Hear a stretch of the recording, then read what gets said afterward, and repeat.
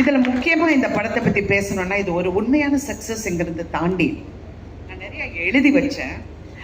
இது ஒரு இப்போ பிஸ்னஸில் வந்து ஒரு பெரிய வெற்றியை கணிச்சிருக்கு. எல்லாரும் 50 கோடி 60 கோடின்னு நீங்கள் நினச்சி பாருங்கள். இந்த படம் வந்து 150 ரூபா டிக்கெட்டில் இருந்து மாறாமல் இவ்வளோ கலெக்ட் பண்ணியிருக்கு. இப்போ சில பெரிய ஹீரோஸ் அந்த பெரிய படங்கள் வரும்போது 1500 200 2000 ரூபாய்க்கெல்லாம் டிக்கெட் விற்று அந்த கலெக்ஷன் அப்படி வந்திருக்குன்னா, if you look at it rightfully, we have done better than everybody else. Ticket ப்ரைஸை நியாயமாக வச்சு பெண்களுக்காக போய் இந்த படத்தை சேர வேண்டும், அவங்கள வந்து கஷ்டப்படுத்தக்கூடாதுன்னு அந்த டிக்கெட் ப்ரைஸ் அப்படியே வச்சு இன்ன வரைக்கும் உண்மையான சக்ஸஸ் அதுதான்.